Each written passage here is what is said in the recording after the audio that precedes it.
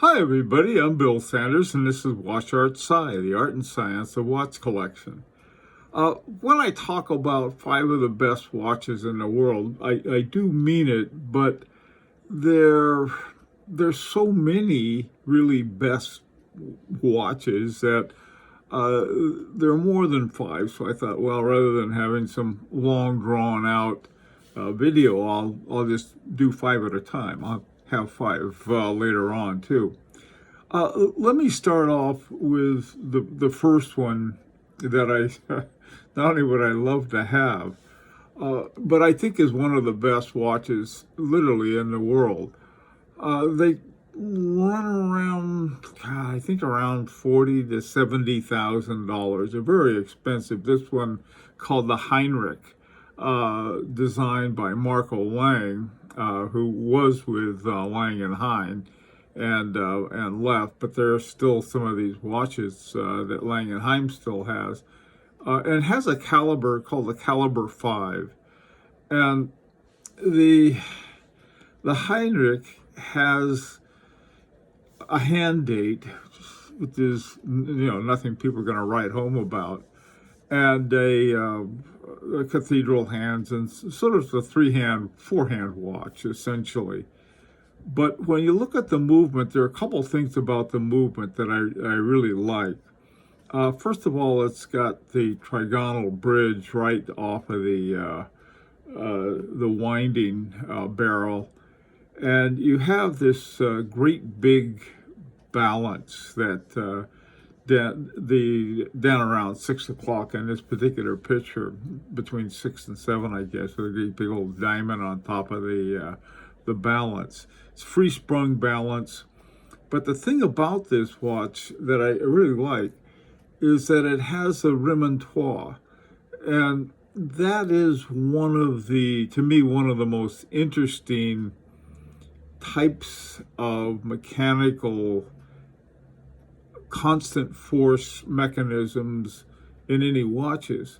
And I once asked Stephen Forsey, I said, well, how come more people don't have them? And he said, they're really hard to do. And so this is one that has that in it. It also has deadbeat center seconds, which is like that.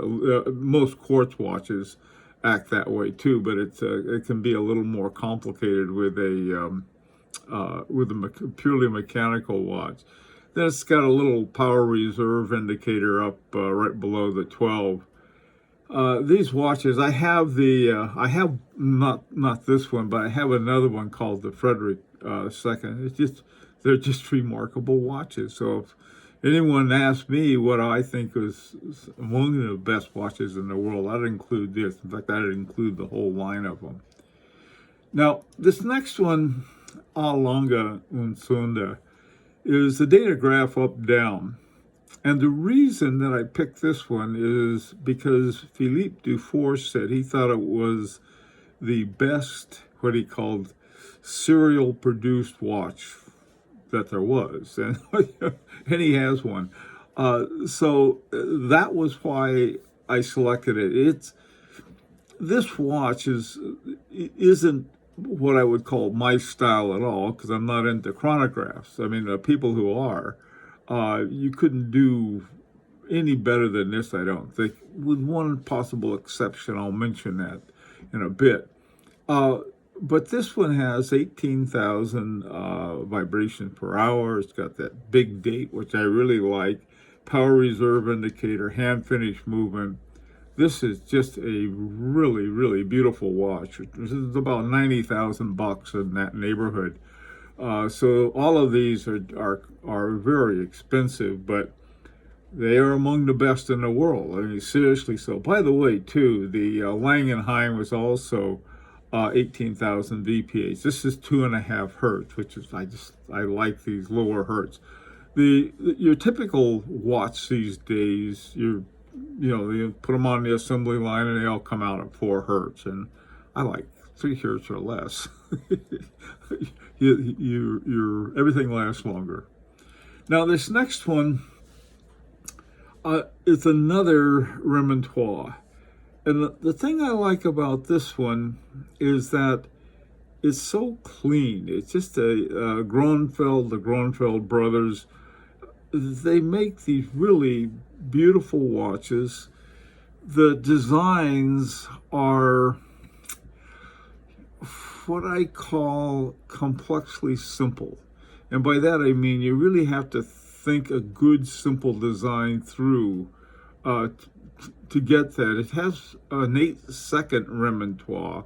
So every 8 seconds it winds up and performs a remontoire. Essentially what it does is to keep a constant force.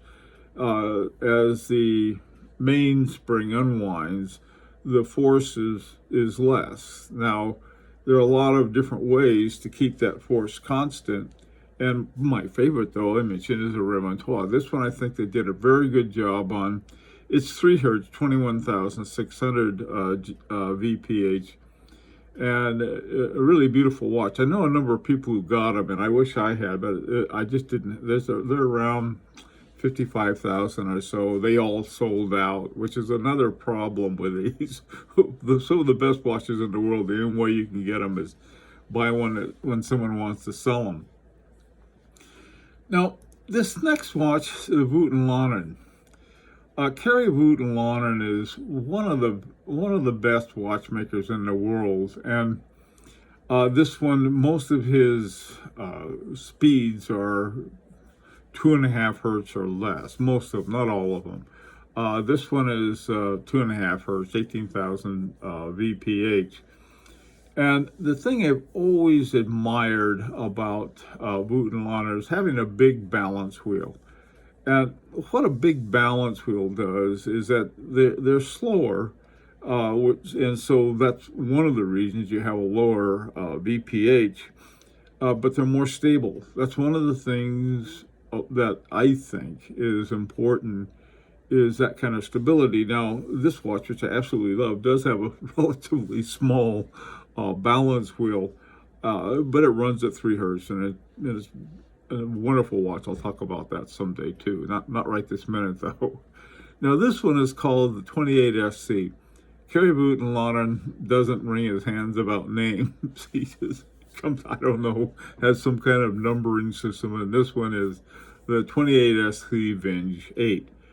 And what is it? It's a 3-handed watch. Why would I think this thing is such a great watch? Well, among other things, you have a hand finished movement. The entire movement's hand finished. The guilloche on the dial work is really remarkable, and it just sort of this watch is to me one of the best. Again, these are around $70,000, which is, when we talk about really the best watches in the world, we're talking about very expensive watches. At other times I've talked about better deals.